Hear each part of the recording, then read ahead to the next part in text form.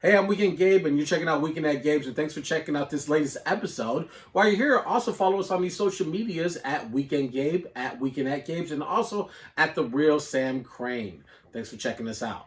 Go. Yo, there you go. Hey, What up? What yo, up? There we you got go. him. We Got got you. him.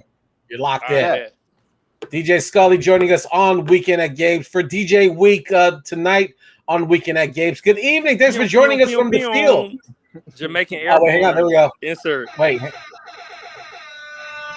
No, we got the. Hey, we I got got the real you, man. We I are love in it. How effect. y'all doing? Good. Doing Thank you good, for man. joining. Thank you for joining us for DJ Week on Weekend at Gabe's. You're live in the field. Tell us where you are tonight, because I know that you got a race right after you're done with us.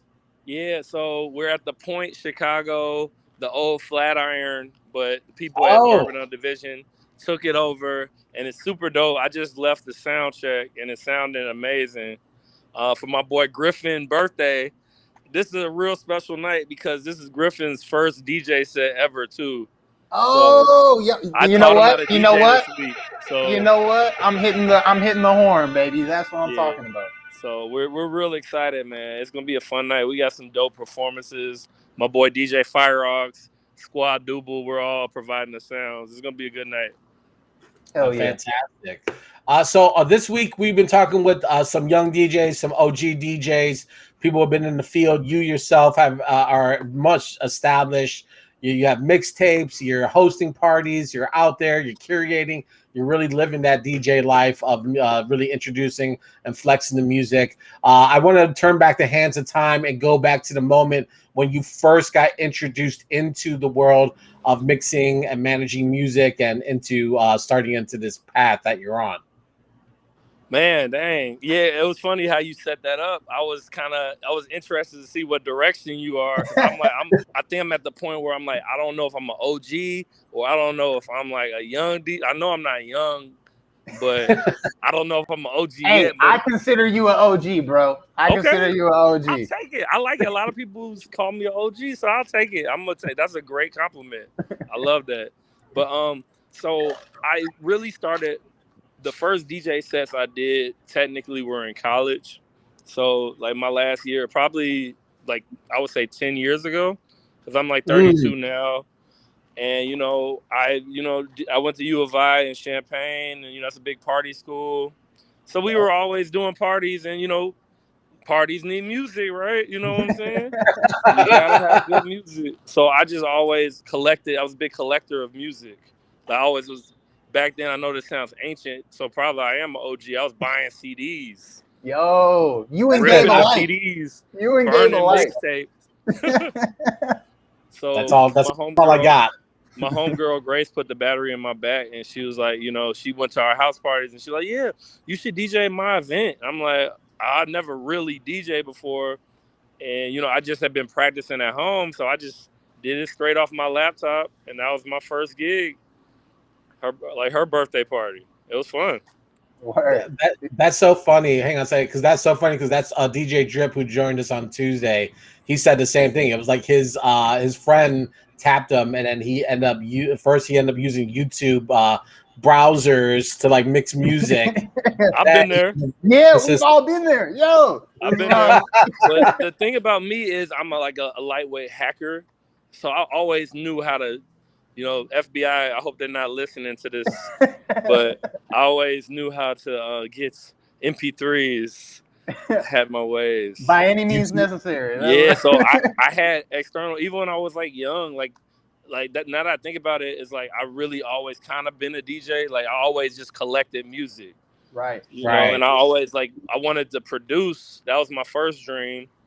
And then, people in college they started pushing me into the DJ realm. So, now I do both, and I love it, man. It's like my dream come true, and hey, anyone who has that dream, man, go for it. It's so fun.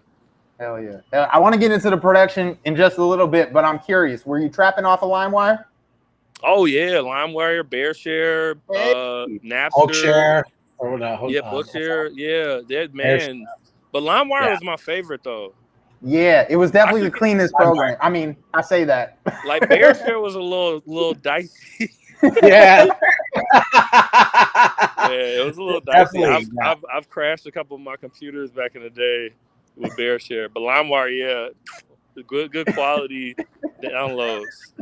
Hell yeah, hell yeah. We had DJ Jeff the Illis on a while back, and he gave us this great quote. He said, "The best DJs are also great producers," and that's why I wanted to tap you tonight because, yo, you are an excellent producer in your own right. Kinky Elevator Music is the label.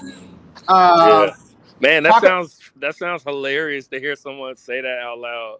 The words Kinky Elevator and Music. It feels good to hear that, man. No, man, you're pushing out merch. You're doing all kinds of stuff. When was the moment where you were like, "Yo, this is the brand, and we running with this"? All right, so I've told this story a couple times, but I'm gonna tell y'all too. You know, it's a funny story.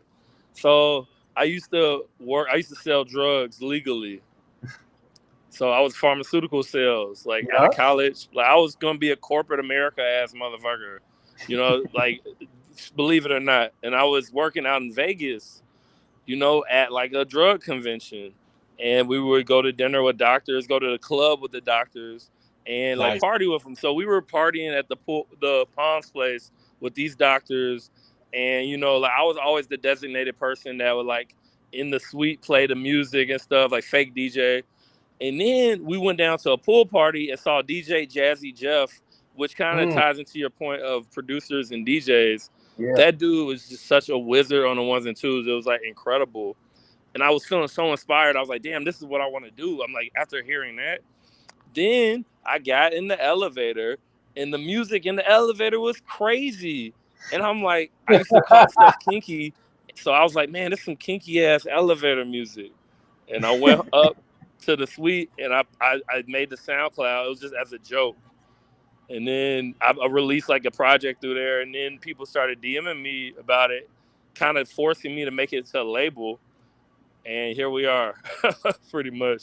And as a result, you created all types of excellent connections with myself included, but all these underground artists all over the city. Is there one or two that you would say are up next in your opinion?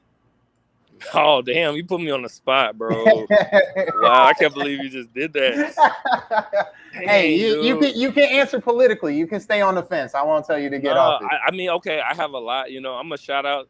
Okay, so I'm going to exclude anyone who's my official artist. Word. So my official artists, y'all know who y'all are. This ain't for y'all. I'm going to just say people I see that I really love. And can I give y'all three? Yeah, of course. Man. Yeah.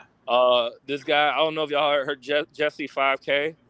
Oh, I love Jesse 5K. You know what? That's I'm writing that down right now. Yeah, absolutely. I love Jesse 5K. Oh, and me and him have a lot of music we've worked on, but I wouldn't consider him on my label. But we have a lot of music that's really dope, and I love his style, his energy. Another person, style is the word that comes to mind when I think of Jesse 5K. His clothes is crazy. It's just like soulful. It's like different. It's like he reminds me of so many different artists, and I just think, you know, hey, I love him. That's my brother, you know. And it's so many people I love so much too, and I rock with. But someone else who I gotta say, who's kind of in that same realm, is Kato. Kato. I don't think I've from heard White of People. Oh. Kato San, and he's like a solo artist. You know, he's low key, but he is incredible. And I'm gonna say my bonus is my homie Nabuda. He's fucking lit. I was just talking to him right before we got on, and those just people fresh on my mind. So many people. No offense to none of y'all. Like a lot of y'all, I didn't even name y'all because they are like really like on a big level. Like you could think of so many Chicago artists that are like right there. You know. Yeah, like could sign for a label tomorrow type thing. Yeah, exactly. And I think the same for these guys, man. Those three, I would say. And, all the people in my life, I got some dope women artists on my label who I love. Shout out to all the women MCs. I didn't mean to get y'all with all men. But those are my homies. Those people I hang out with a lot. So Word. Shout out Nabuda. Man. We got a show Monday, Empty Bottle. That's going to be crazy. Ooh, I might have to pull up on that one for sure. Can you talk a little bit about like the competitiveness of the DJ scene in Chicago? It feels like everyone's hungry, everyone's trying to like fill a slot, get a residency, like make themselves a brand name. But talk about like fighting for positioning of getting noticed. Man, I'm gonna keep it real with y'all, man. I'm not rocking with none of these DJs out here, man. Like I'm solo dolo. No, I'm just saying. I'm joking. I'm kidding. I love all the DJs for real. Even if I feel like they cloudy, I still love them. I love the art of DJing. And like in Chicago, just like probably other cities, real cliquish, but it's like so much love, man. It is like when you kind of break down those barriers, and it is a hustle, and people see you as competition. But it's like I feel like the ones who I feel like are successful are the ones who really just focus on their own brand. Focus on what you like doing, what you feel like people translate to. Like, go out your way, book your own stuff. Like, I know it can get frustrating for a lot. It gets frustrating for everybody, but I feel like if you focus on your own branding and improving as much as you can and building your network, like being a DJ is a lot about having a good network. Mm-hmm. And like I feel like if you have a network and you got the skills, if you have both, because a lot of people don't really know how to network, but they are dope as hell at DJing. Right. And I see the disgruntlement from both ends of those spectrums. But it's a lot of DJs. It's a lot of competition, but it's a lot of money, a lot of events too. Cause I be triple booked sometimes. Sometimes I be having to pass gigs. I be having to find other DJs. I seen you. What was that Sunday or Saturday? It was like you had like 4 events all over the city. Yeah, on Sunday. Yeah, I had 4 Sunday and 3 Saturday. Jesus, I would say you're one of the most busiest people like I've ever met, man. Like you really out here. I hear a lot I hear a lot of different things. I don't like trying to let it get like hype me up.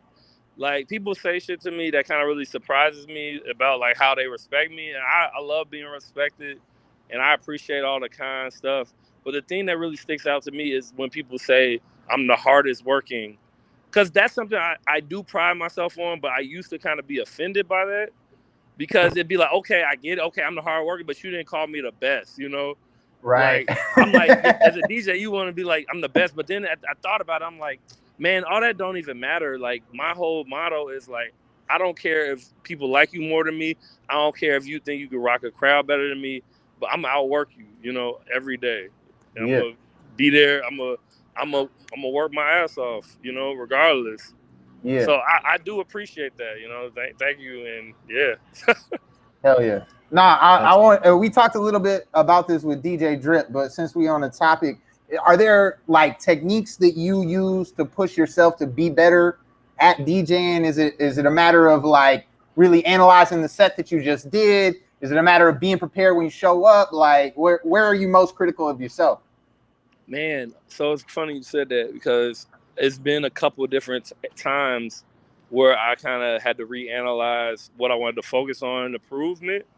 And when I first started, it was definitely transitions and blends. Mm-hmm. Like I remember a couple like people like I could tell like people like the music I would play, but they kind of it would be like off, like the dancing wouldn't be like continuous all the time. Like it would be like breaks, and then one of my friends told me one time, he's like, man, you got the music, bro. He's like, you just work on your tradition. He's like, just take your time. And then I was on WHBK radio, and shout out to the Deacon, one of my mentors, man. He told me the first time I was ever on radio, and I was kind of hurt by it.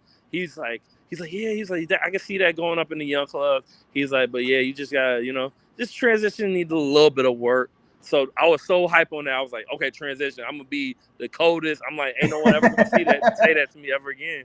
So I feel like my transition got really good, but I feel like my newest thing was the other thing you said, like actually like planning beforehand.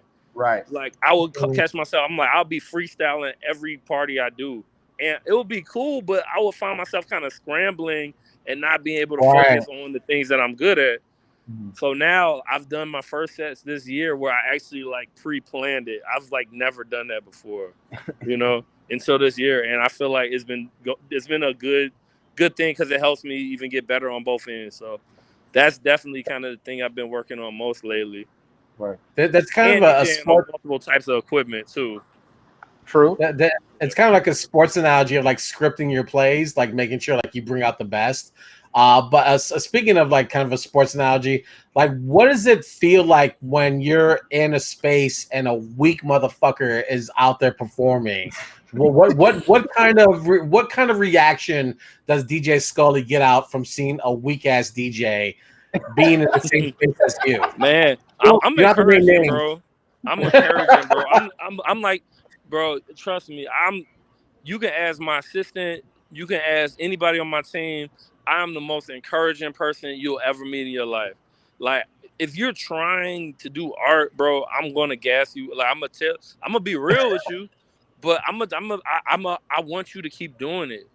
Yeah. Because even if you whack, the problem with some people that are whack is they don't have anyone to kind of be like, yeah, you can give them any sauce or anything. Like, be critical, because it's like either people talking about them behind their back or their friends are gonna gas them regardless. So they kind of got a battery in their back, you know. But me, I'm just like, even like people tell me all the time, like, oh, that dude's such a whack rapper. But I'm like, at least he's trying to rap, you know. Like, you don't never have to stop rapping just because someone thinks you whack. Like, you keep on just sharpening your tools. You know, that's the key, is being consistent and, like, learning. Like, because people gonna always think you whack. I'm sure there's people who think I'm whack, and it is what it is. But I'm gonna keep going, and But yeah, it does suck seeing a horrible performance. It's sad, man. I see a lot of awful performances, and it hurts. But at the same time, I'm like, damn. It just, what hurts me even more is like if it's bad and then you could tell that they not even interested. I'm like, at that point, yeah, you might as well just, if you ain't into it, if you're not living at part of the culture, you might as well just do something else, you know? Yeah. But what about that moment if you see someone like use a record wrong that you wanted to use and they just completely just fumble it and you're like, fuck, I can't even use the record now because they just ruined it. Nah, I'll use that motherfucker still. I don't care. I'll blend it the right. I'll be like, see, that's how you whip that. But that's never happened to me before. That's literally never happened. But that's a funny scenario. That would be hilarious. Like, because most DJs play stuff that that everybody that the radio plays, or just like I hear at the same club. So it's just like my whole thing. If I'm at a spot, I want the crowd to get an experience they didn't even know they wanted. Yeah. I want to hit them with some like crazy edits that no one got that I made. Hell yeah. That's funny. What do you? So you said you were at UIC. What U of I? What were you studying down there when you first landed down there? Before you got? Oh, we lost him. Well, he'll come back. I think the chat kind of pops up on your phone and it go a little crazy. There you go. We got you. My bad. Yeah, my bad. People are calling me about this event. All right. That happens. You just tell us when we don't have your time anymore. Are we at that point? I mean, how long y'all trying to go? I'm down to talk with y'all. I'm with it. You got like 8 minutes? You got like 8 minutes? 8 minutes? Yeah, we can make that happen for sure. Let's do it. Okay. Let's do it. All right, so you're at U of I. What did you go down there to study? Like, what was before this DJ opportunity? This passion developed itself. What were you down there? Because obviously U of I has a wonderful like engineering, science, STEM. What were you down there to do? And then you were like, nah. I went to the College of Business. So I was marketing and international business. Yeah. And so that worked out well for you. It did work out actually pretty well. Like, because I knew I was down there at first. I started off like in finance, and I didn't really just like the classes, because I'm like always been good with numbers. And I just didn't like the finance classes there. I mean, like they had a real good finance program, but I don't know. I wasn't feeling the class. So I switched to marketing. And I'm like, yeah, this seems like I like talking. I like talking shit, So that's what marketing is about. You got to sell some shit. You got to talk. So, yeah, I ended up going to marketing. And then, I was like working jobs. I mean, yeah, U of I, that's what I did. And I did international business because I found out you can travel. Like you study abroad every year doing that. Where did you get to go? So I went to Costa Rica, Italy, and Australia.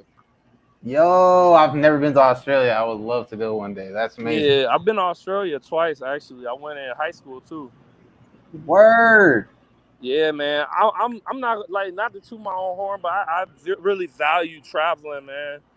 So I've been a lot of places, man. I've been to a lot of different countries because like that's what really I'll spend my money on is music stuff, traveling, and food. Like those are my favorite things. Hey, man. For real. That's happiness right there. That's happiness right there. Yeah, definitely. Off of that, because you do travel around the city a whole bunch. Do you have a favorite spot that you love DJing at? See, man, bro, you bogus. Your questions are all. I see your style. Like whenever, like I like y'all chemistry, but whenever y'all like kind of be on like the XM radio or whatever y'all goal is, you're gonna be the spicy one, bro. You're gonna cause drama.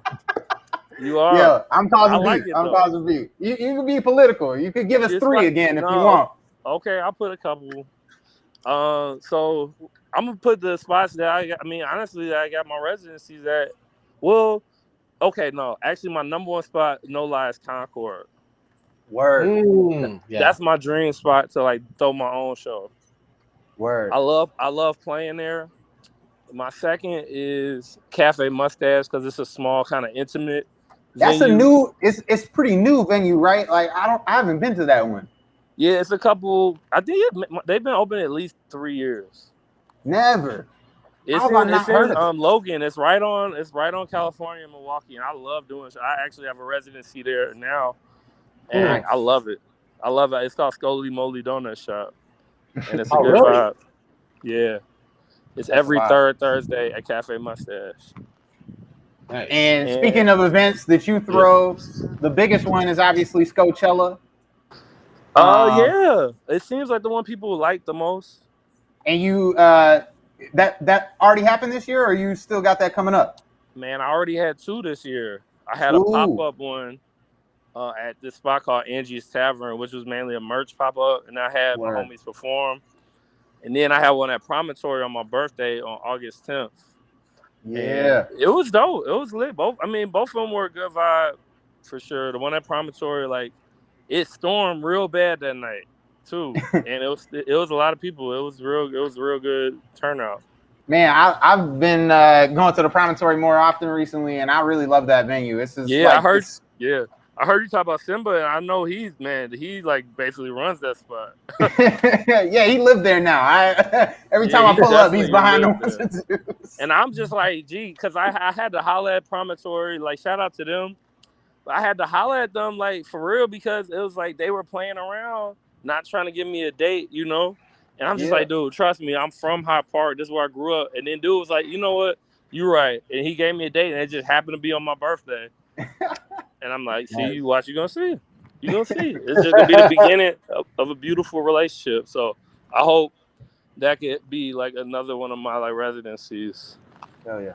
What's a powerful moment for you when you know that you've like earned the crowd's attention and that they're like rocking with your vibe? Like, what are you looking for? Reactions? Where we're talking, who was it? Was it All the Way K? Who said they want to put their hands in the air, they'll put their drinks up, and like that's like a win for them? Or what's like considered a win from you? Man, I just like seeing ass shaking. Seriously. Hey man, you got to put that on some merch, man. Like DJ Skoli, I just like seeing ass shaking, and that's for real. That's my only goal, and I'm like, you know, because I like guys. No offense to any men out there, I don't care what the men are doing at the party. I don't care. I mean, it's a bonus if they're having a good time.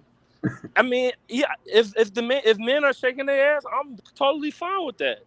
I'm like, that's more power. That's cool. But the main thing is that the women are shaking their ass, and because the women have that energy, man, they just make the party fun. Like men, like I don't mind going to like a hip hop show where it's mainly guys, but it's just like the energy is just like chill, you know? Yeah, no, I hear you. I definitely hear you. But like if it's a party of all women, that shit gonna be hella live. Like they gonna be acting up. And I big love fact. that, and that it's just like as a DJ, I love seeing like motion. I love seeing energy, and that's not even just at parties. Like I do like dance, like like I do what is it called? Like these dance. They're not even parties, but it's like classes and stuff. You know, it's like Yeah. people like these instructors. They teach like a dance routine, and they'll have me DJing. I'll DJ all different type of songs, and there'll be one song they do a routine to. It's fun. It's good practice, but it's just like seeing those people move. It just like amps me up, and I feel like it puts the onus on me to keep it going. Hell Right. yeah. Hell yeah. So I just All like right, real quick, because you got to run. You are about to go on stage, but your nickname is Sko Exotic, and off of the back of that, if you had to own one exotic animal, what would you own, if any? a lynx. A lynx? Yeah. That shit gonna tear your face off. Stop playing. No, but like that's what I'm saying. But we would have to be vibing because I'm an animal whisperer, bro. Animals be fucking with your boy. Like I've ran into a bear in Vancouver, And it was just mutual respect. it was just chill. It was just like you respect them. Like I know a lot of people think I would say a zebra, but I really love lynx. Like I think they raw as hell. Like I think they're so fucking cool and stoic. I would just like to kick it with one because it's damn near look like a house cat. Like I feel like it would be like the easiest of the exotic cats to train. Right. You know, Hell yeah. especially compared to like a cheetah or jaguar or some shit. That's a good answer. And not a lot of people, a lot of people are gonna pick tiger. A lot of people are gonna pick lion. Because okay, monkey. listen to my rationale about this. Yeah. Because it's like okay, I think about it. It would have to be a reasonable animal because I feel like every other animal it would just be kind of uncomfortable. Like if I own a zebra, like that really is really unorthodox. Like or like an okapi or a giraffe. Like Yeah. I don't think I have the means, but like a cat, I feel like okay, that's manageable. You know, Yeah. because you can like cats are obviously adaptable to living with humans and shit and kicking it. So I just think a lynx would be the most made sense, but people will still be like, damn, that's a freaky looking cat you got. He kind of big. Got some big paws on him. Like, crazy. No, that's a great answer, man. That's a great answer. Yeah, I knew exactly when you said that because I've talked to people about that before. Listen, any like the highest level of success can get you that cat. So I wish you nothing but moving forward. So you reach those high levels to get you a cat. Oh man, I appreciate it. I mean, if it doesn't happen, it doesn't happen. But it's got to be a vibe, bro. Like if I come around the links and the motherfucker is like threatening me, if he not feeling me, I'm not gonna force it either. Word. Funny. All right, well, DJ Skoli, we're gonna get you out of here. You're over tonight over at the Flatiron, the Point, celebrating your guy Griffin's birthday. So people want in the area pull up. Thank you again for giving us your time. We appreciate it so much. I appreciate y'all having me. Y'all are dope, man. Have me back. I'm gonna do the next one from the studio. We're gonna do it right. Yeah, hell yeah. We're glad to have you back, man. We love this. All right, my brother. Be safe. Enjoy the rest of your night. Boom. Peace. Happy birthday, Griff. Yeah. All right, DJ Skoli joining us from the field. I love it. Like he's moved. Like he was getting his steps in. I was like, I felt super lazy watching him get his steps in while we're just like talking. Hey, maybe just one time, Gabe, you should host the show remotely. Take the books with you. Have Oliver drag the books behind you like a backdrop, and then just walk down the street. You know what I mean? I've thought about doing this because Oliver, I was like, oh, I got to get him into an after school program and or with the park, and some of these things don't end till like 7:30. I was like, man, we might have to do this show remote. I don't know how this is gonna work. So maybe we might have to flirt with this idea. I don't know. So we'll see. One of these days, man. One of these days, anything is possible. Go ahead. You make. Yeah, sorry, I got the information. So unfortunately, DJ Simba had some sort of emergency. We hope all is well. We will circle back and do DJ Simba at some point in the future. So stay tuned with Weekend at Gabe's. Follow us on YouTube. Follow us on the social medias at Weekend at Gabe's, at Weekend Gabe, and at The Real Sam Crane. Because why, Gabe? That's just good science, man. That's just good science. Damn it. But yeah, it's obviously disappointing that we didn't have him. But mental health and health in general comes first, so we understand, and we will reschedule that show. But what an incredible week, man! What an incredible DJ week. Just all types of people from all different types of walks of life, and all doing essentially the same thing in their own unique and awesome way, man. And you just love to see it. No, and everyone is like successful in their own right. Like they all have like the spaces that they love to be in and the crowds that they like to rock with, and they know who they are and where they want to go. And it's really impressive just to see the confidence. Because I think with being a DJ or being like what we're doing, like you have to express a level of confidence. Even if you yourself don't believe in it, you have to sell it. And being a DJ, like you being the person like other than being a drummer, like I think being a DJ is like the next best thing. It's like all eyes on you to see what you're going to do and how you're going to entertain us. And that's like a huge responsibility, and you have to sell it. And so I love their stories of how they're working, how they're maneuvering, how they're planning their set list ahead of time and freestyling throughout. I think it's all really impressive, and there's an ingenuity to it that a regular person wouldn't understand. So I'm glad that we kind of we're able to dive into a little bit of the behind the scenes and the making of. So we got a lot of that this week. So that was really cool. Yeah, absolutely, man. What a week. What a week. And we're back at it next week, Gabe. Who we got next week, Gabe? You tell me, because you do the booking. So you just tell everyone. All right, we got an incredible female artist, Cupid Baby, joining us on Tuesday night, and the return of America's favorite segment, Meet Gabe, where we meet one Gabe from a different walk of life. We get them in the room with Weekend Gabe, and we figure out how best to forward Gabe interests from around the planet. Meet Gabe is like one of the best ideas, but it's like the hardest idea to execute. So it's not just like finding any Gabe, but like a Gabe who's actually doing something. And not to say like you can't just be like, it's my buddy Gabe. He's just down the street, and then like he tunes in, and it's just him shirtless on the couch drinking a beer. I don't know. Maybe that would be funny. I think we should try it one time.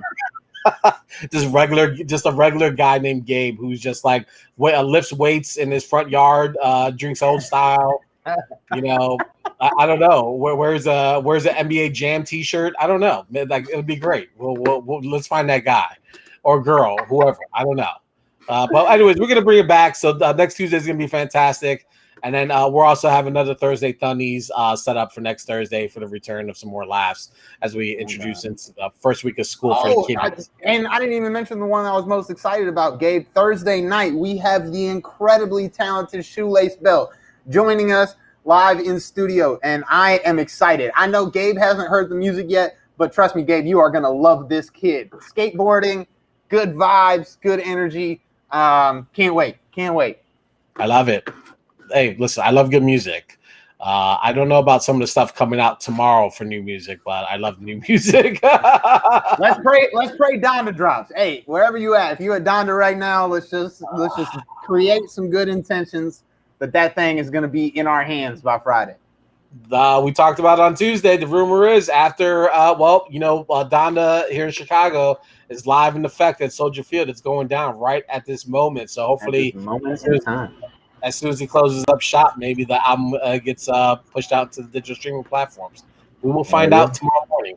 All right, Sam, enjoy the rest of your weekend. Stay safe, be good, and we'll do it again next Thursday here on Weekend at Gabe's. And don't forget hold on, Gabe.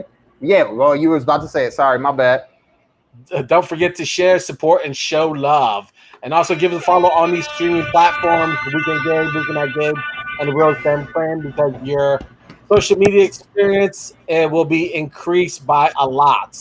That's scientific. You didn't even put a number on that. That was, you know what they call that, Gabe? That's not quantitative analysis. That's qualitative analysis. And that's the kind of analysis you get here on Weekend at Gabe's.